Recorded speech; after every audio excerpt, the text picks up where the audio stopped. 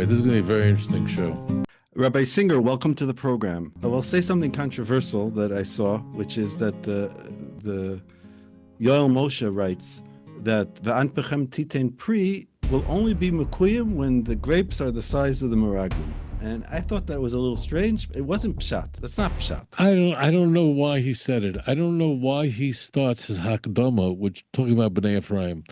I don't know. But in his Hakdama, he talks about the Bnei Ephraim, and he makes a very big deal about it in all of his early stuff.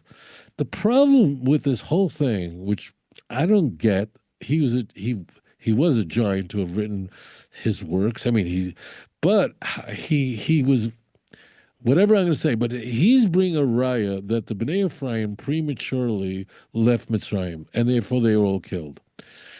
So first of all, they weren't enslaved, the Bnei Ephraim, because Ephraim wasn't enslaved. Okay. Let's just take it the way he says it. I mean, let's ignore all that, okay?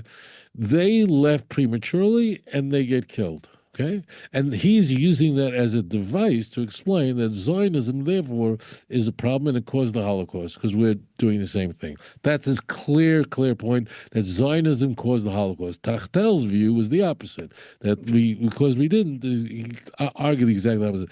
But the point is that Israel defeated all of its enemies. That means if that's your... So then he goes to, it really was a Ma'aseh Satan, there was a Samach Mem.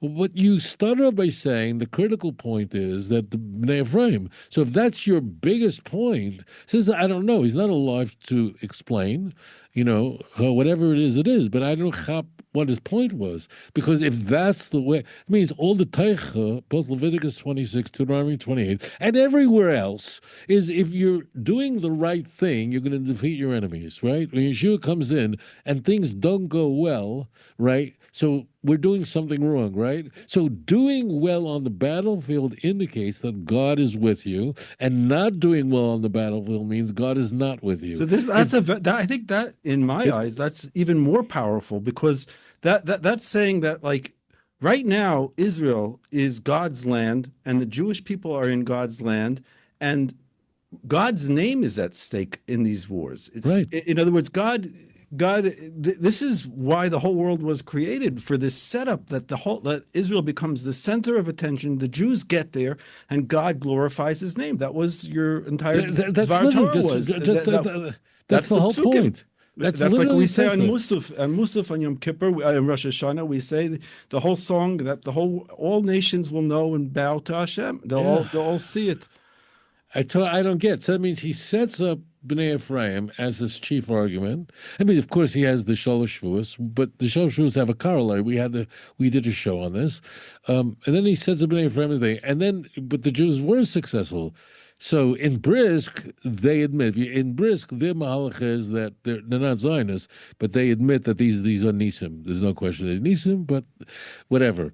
But the key is he's making the point. Then when his view is that Sutton is the one responsible for the Jewish Israeli success against the Arab armies.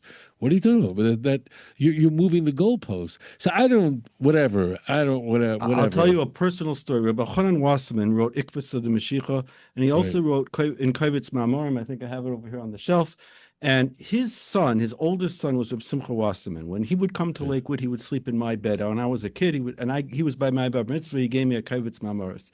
My father told me that he said to my father, he gave him the Kovitz Ma'amoris and said Equates Mashiach, and asked him that he can print it. And he said that his father Rabbi Chanan, if he would see Eretz Yisrael today, would never have said anything that he said. Nothing. That his father was only speaking from a Torah perspective, and if we could have Torah in Eretz Yisrael, he never would have said any of that stuff. Right, because that was his chief argument. And I get it. I mean, at least that's a rational argument. If you saw the early Zionist movement, you saw Herzl and Weizmann and Ben Gurion, I understand that they were taking yeshiva guys out of Europe, Lithuania, whatever. That this is the problematic group. I understand that, but that's not the case today. That's not the case now. In any case, we are now living in that time, and I'm not going to Gan Eden for saying anything negative about anybody else. So the key really very important message for the yeshiva world is they have to get into Navi. We need giants to stand up and say our fight with the Haskalah movement is long over. And just like, you know, when we were kids, they would take out an ad in the newspaper telling Jews not to go to a Reform and conservative temple to hear Tekir Shefer because you're not Yotzin, better you don't hear it. You remember this?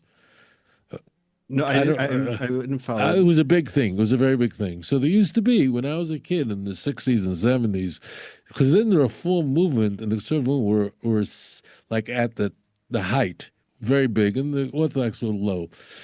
So there were always ads taken out, even in the New York Times, an ad saying, come out by the good Sarabonim, that a Jew, if you cannot go to an Orthodox shul, it's better to not hear Tekir on Rosh Hashanah. It's better to stay home and not hear, not to go into a Reform and conservative temple. They used to put out, that was every year. Do not go into a Reform and conservative temple, no matter what. Even if it's under the conservative movement, even with a mechitza, because there were, like in Montreal, there's a few synagogues still that are conservative, but they're under the conservative movement that have a mechitza. It's really weird. So you can't they have a high mechitza or a low mechitza? No, low mechitza, but it's there. There is even one in Philadelphia there. Now they took it down, but at JTS, Jewish Theological Seminary, the conservative movement, they had one minion because of Ginsburg, I think his name was. I forgot. He was a big Ben Torah. He was a genius in learning, whatever. But he was a traditionalist man, so they kept one minion going with the mechitza at JTS. I saw it because I lectured JTS many times. So I saw it. They have it there. So, in any case, but the point is that in the old days, it was a thing that good would come out with it, not allowed but that to was hear. fear-based. That was fear because they were losing Jews. There was no Torah in the No, world. it was just it was no. I think they were being very sincere. They were saying you should have to understand that if you want to hear Tekir Shefer with a minion, do not go into conservative temple. It's better. You stay home. Just that's all. That's all they would say. It was every year. It was a very big thing. They took it ads all over. Cannot go in. Okay, but the point is, those ads don't exist. I'm older than you, so if you ask all the guys who are my age, I was born in '60, so everyone remembers this. Why? Because then the conservative movement was very, very big and very, very popular. It was huge. Even the conservative movement had its own hashgacha in Philadelphia. They had a conservative movement that had their own hashgacha, and so they were in the ascent at the time. But now no one takes out those ads because they're gone. They're finished. So whatever that was, that's an old battle. It's gone. The Reform conservative is just disappearing, or many of them becoming Bali Tshuva, who are meeting all of them today, who grew up in the conservative Reform movement, who are now Bnei Torah.